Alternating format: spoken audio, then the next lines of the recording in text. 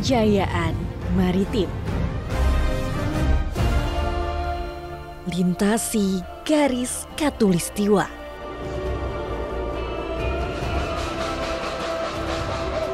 Ritual sakral.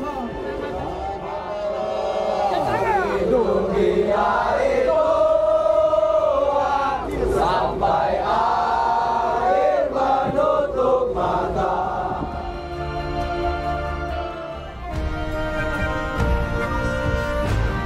Bersama Minanti Rohanta dan Laskar Rempah Lada Putih. Lada Putih berkarakter, beradat, berbudaya. mari berlayar bersama KRI Dewa Ruci.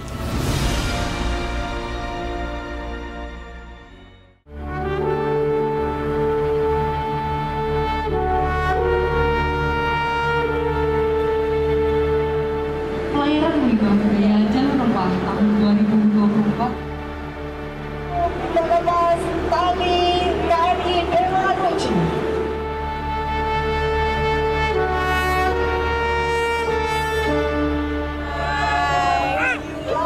Dengan pelepasan tali terakhir ini, kita bersama dengan Batch 1 Muhibah Budaya Jalur Rempah akan berangkat menuju Belitung Timur, di mana perjalanannya selama 3 hari dan 2 malam. Pembukaan dengan vendor, jarak aman.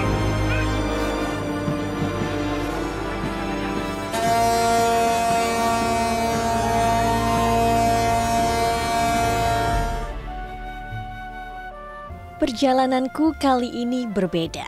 Bersama dengan 29 Laskar Rempah Batch 1 yang bernama Lada Putih, saya akan berlayar mengarungi Laut Nusantara dengan sang legenda KRI Dewa Ruci dalam rangkaian kegiatan Muhibah Budaya Jalur Rempah. Selama pelayaran, Laskar Rempah Lada Putih mendapatkan pembekalan materi seperti sejarah KRI Dewa Ruci. Dalam Muhibah Budaya Jalur Rempah, Kementerian Pendidikan, Kebudayaan, Riset, dan Teknologi menggunakan KRI Dewa Ruci dengan misi diplomasi budaya. Dewa Ruci dan juga Jalur Rempah. Sebenarnya ada misi khusus nggak sih Pak sampai akhirnya bekerja sama menggunakan KRI Dewa Ruci? Baik, ini dilihat dari Jalur Rempahnya adalah menyusuri daerah-daerah titik-titik perdagangan. Nah, di sini juga ditemukan kerangka-kerangka kapal, Pak. Kerangka kapal itu isinya oleh arkeolog ditemukan keramik-keramik itu merupakan bukti kuat bahwasannya dulu terjadi perdagangan atau barter dengan rempah-rempah Nusantara kita. Ini kita sebenarnya jauh atau tidak sih Pak dengan daratan ketika pelayaran ini dilakukan? Kombinasi, Mbak. Jaraknya antara daratan sekitar 50 mil dari daratan, variasi, Mbak. Variasi. Itu tergantung kondisi. Tergantung kondisi kedalaman, kemudian jalur pelayaran yang telah ditentukan oleh Kemendikbud. Setelah penjelasan Pak Roni, saya pun beralih ke Anjungan untuk melihat proses navigasi kapal. Jadi tadi sudah diajarin dengan Pak siapa namanya Pak? Pak Musli. Pak Musli. Bagaimana cara melihat titik kapal kita sekarang? Di sini ada GPS ya Pak. Kita lihat lintang, bujur, lalu juga menggunakan jangka. Kita harus tetap menggunakan peta manual ini ya, untuk melihat apakah kita on track atau enggak. Karena di sini sudah ada tracknya yang garis putus-putus. Dan saat ini sekitar 8:10 di sini titik-titik ini yang tadi. Terima kasih pengetahuannya Pak. Muhibah Budaya Jalur Rempah 2024 ini memiliki tujuan akhir menjadikan Jalur Rempah sebagai warisan budaya dunia ke UNESCO.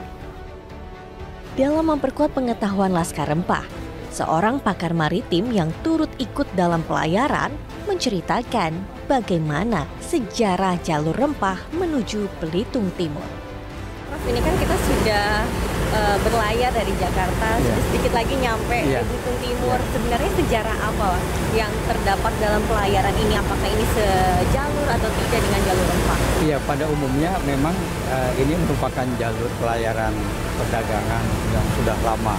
berlangsung jauh sebelum orang Eropa datang. Ada Bugis, ada Jawa, ada Minang, Melayu, Nusantara. Jadi sebenarnya tidak hanya dagang, ekonomi, juga agama loh. Pertukaran budayanya atau masuknya agama atau rempah yang dimiliki Jepang itu Ya, ini kita bisa mundur ke masa Kesultanan Banten sebetulnya. Itu produksinya lada, itu sampai ke Lampung. Tapi itu juga nanti bersamaan dengan itu persaingan tuh ada dengan Palembang. Jadi bubble ini sebetulnya wilayahnya Sumatera, Palembang begitu. Makanya berarti produksi di Sumatera itu banyaknya lada. Lada. Pantai Timur ini nanti kalau teruskan kita dari Belitung nanti akan ke Riau. Ya. Itu adalah pelayaran yang akan membawa lada. Dan itu diperebutkan kemudian oleh VOC dan EIC. Itu diperebutkan Inggris dan Belanda di sini.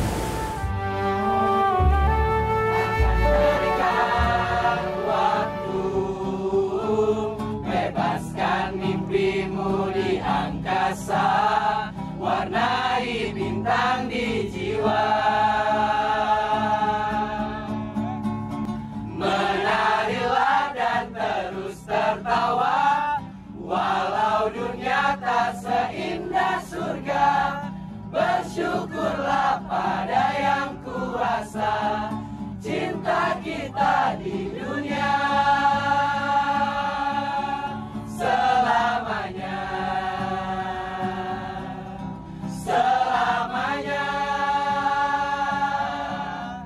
Selamanya.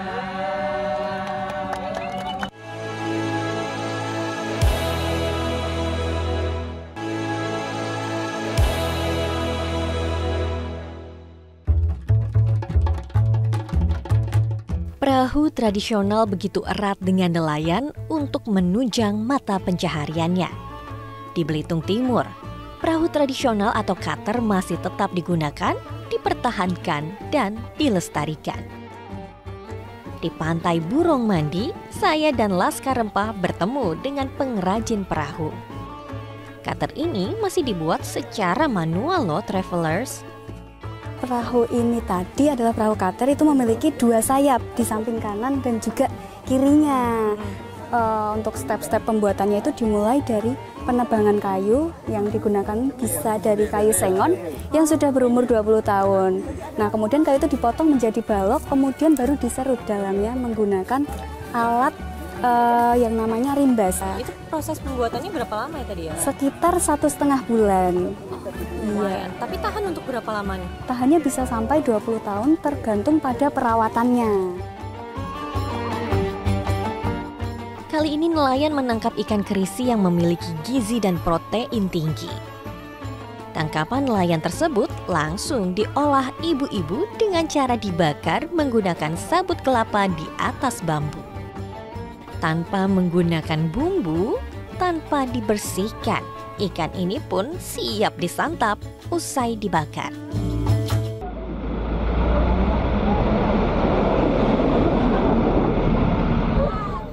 Selanjutnya perjalanan saya dan Laskar Rempah Lada Putih menuju perkebunan lada di Desa Lintang. Jadi saat ini kita lagi perjalanan menuju perkebunan lada untuk melihat bagaimana proses penanamannya dan seperti apa sebenarnya biji lada tersebut untuk diproses. Lada merupakan komoditas yang dihasilkan oleh Belitung Timur.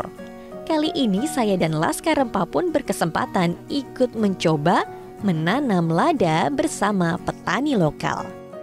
Pertama-tama, kami menuangkan pupuk organik minimal 20 kg per lubang tanah dengan ukuran sekitar 40 x 40 cm dan kedalaman 50 cm.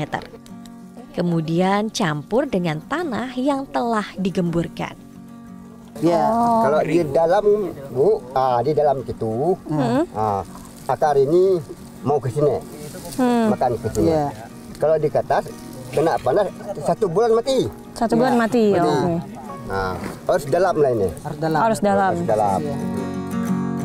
Terdapat 6.000 tanaman atau rumput lada di Desa Lintang. Lada akan dipanen sekali dalam 1 tahun. Usia tanaman yang siap panen yang berusia di atas 3 tahun. Jadi usahakan dalam penimbunan bibit ini, usahakan di sini agak tinggi. Nah, jadi tujuannya untuk juga air menghindari supaya tidak tergenang di tengah. Nah, gitu tujuan. Selanjutnya apa, Pak? Disungkup tuh ditutupkan. Tutup untuk menghindari panas yang berkepanjangan. Gitu. Nah, supaya bisa tumbuh dengan baik ya, Pak. Berarti bibit itu diambil dari pohon yang sudah jadi, dipotong di bagian apanya? Di bagian sekitar 6-7 akar perakaran. Mengutip dari Historia, perjalanan tanaman lada di Belitung baru dikembangkan pada zaman Hindia Belanda dengan terapan tanam paksa. Mulanya, lada diperkenalkan oleh Demang Abang Ali Muhammad Ali di Pulau Bangka pada tahun 1860.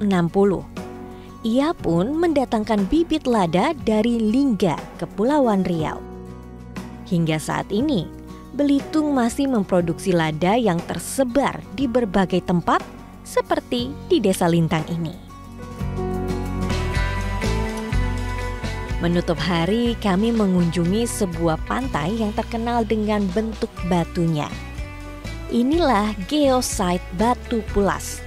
Posisi batu granit besar ini seperti tertidur. Sedangkan Pulas merupakan nama dari sebuah pohon. Pesona indah batu granit khas Belitung menjadi salah satu warisan geologi yang menarik perhatian kami dalam balutan senja dan deburan ombak. Pelayaran kami lanjutkan menuju Kepulauan Riau, mulai dari Dumai hingga Siak. Setelah pelepasan di Belitung Timur, akhirnya kami tim jelajah rempah batch 1 akan melanjutkan pelayaran dari Belitung Timur menuju Dumai selama 4 hari. Kita akan masuk dulu ke atas kapal. Seperti apa perjalanannya? Apa saja budaya yang ditemukan?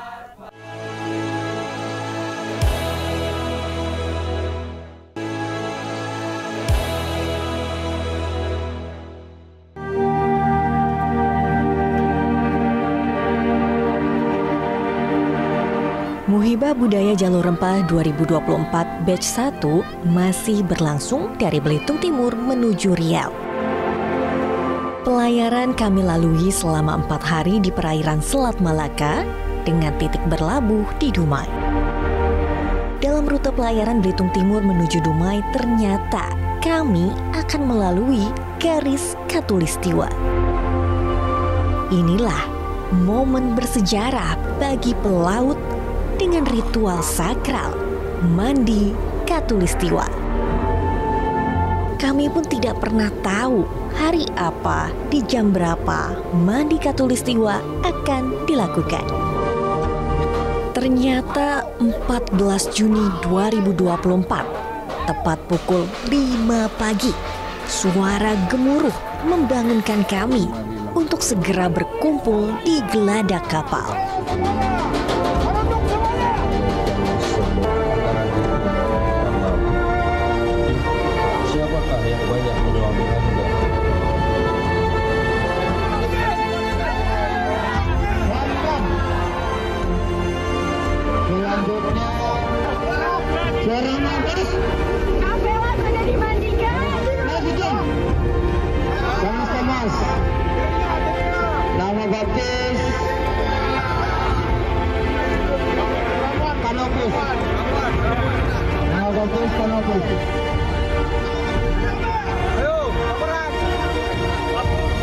Anggota TNI AL berlakon berbagai peran. Laskar Rempah beserta undangan dalam Muhibah Budaya Jalur Rempah dianggap orang-orang darat yang masih memiliki tubuh dan jiwa yang kotor, sehingga harus disucikan. Jadi inilah prosesi mandi Khatulistiwa di mana tadi kita melintas benar-benar di garis Khatulistiwa kita dibangunin dengan suara yang sangat kencang, lalu disuruh keluar kamar, langsung jalan jongkok menuju geladak kapal. Lalu kita disiram dengan air, dan ini adalah prosesi mandi atau disucikan mandi Khatulistiwa. Dan kita harus menghadap Dewa Neptunus untuk melaporkan kalau kita sudah dibaptis istilahnya dan diberikan nama dengan air kembang, lapor, lalu kita minum air rawa. Dan ini prosesi masih terus berjalan.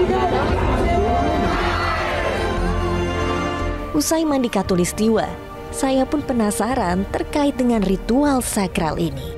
Itu sebenarnya suatu tradisi bagi para pemula atau pelaut-pelaut muda seluruh dunia yang dilaksanakan pada saat pertama kali melewati garis Khatulistiwa supaya menimbulkan kebanggaan terhadap profesi sebagai pelaut. Tradisinya sama, perangkatnya sama, dikisahkan Dewa Neptunus adalah Guardian of Seven Seas, penguasa 7 samudra, yang mempunyai istri bernama Dewi Ampitri dan punggawa bernama Dewi John.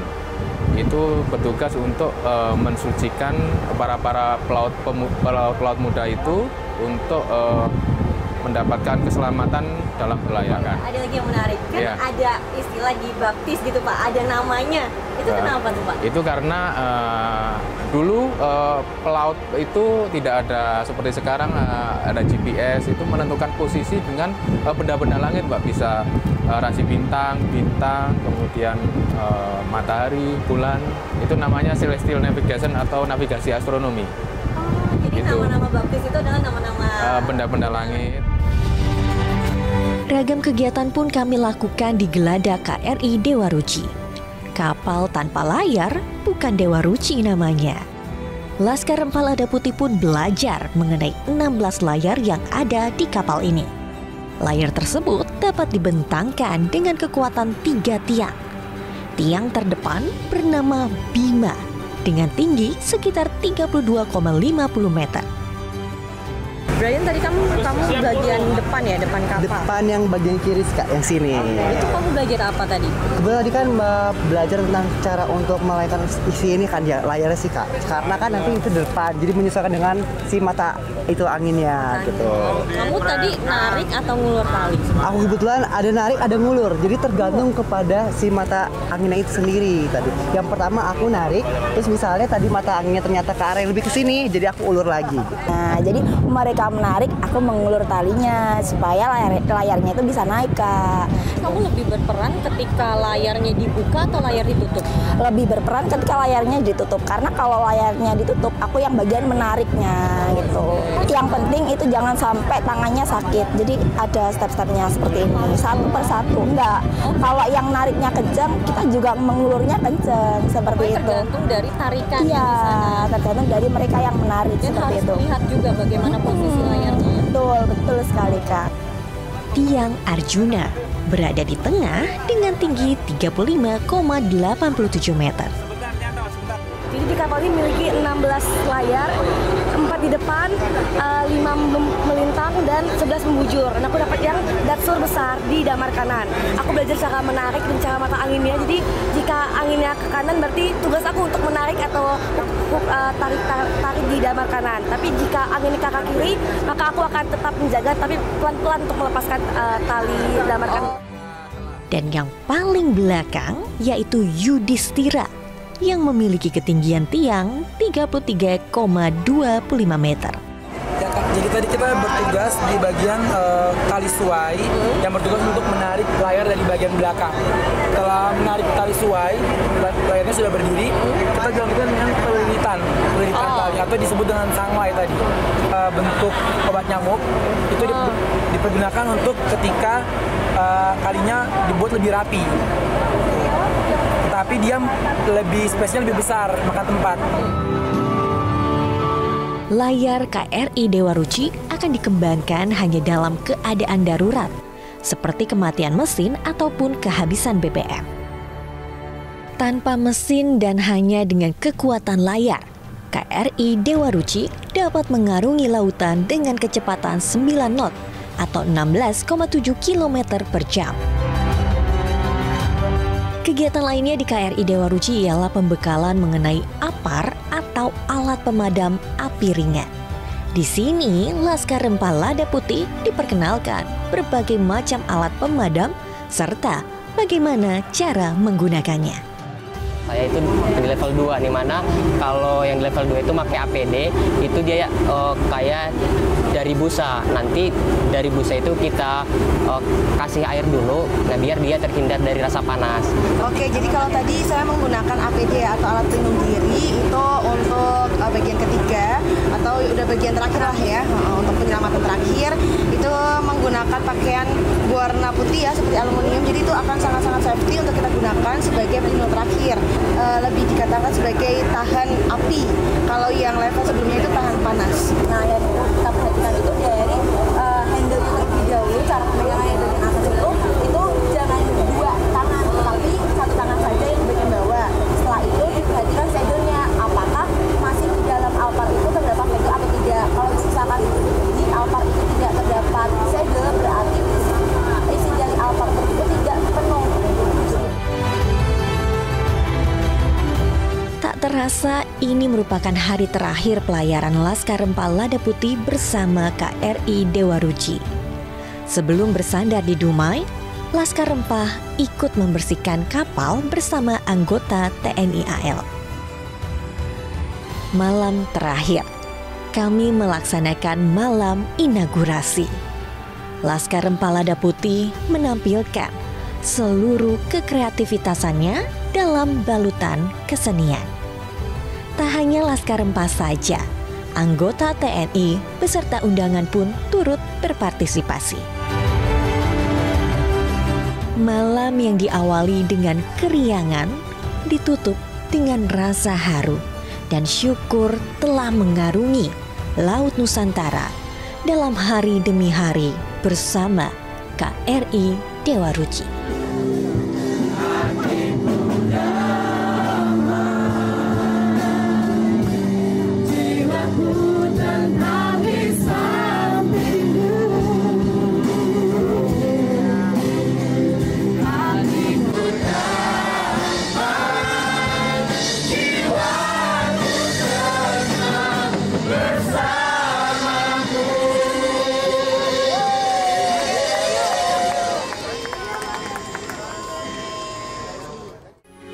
Metro TV. Jelajahi cara baru mendapatkan informasi. Download Metro TV Extend sekarang.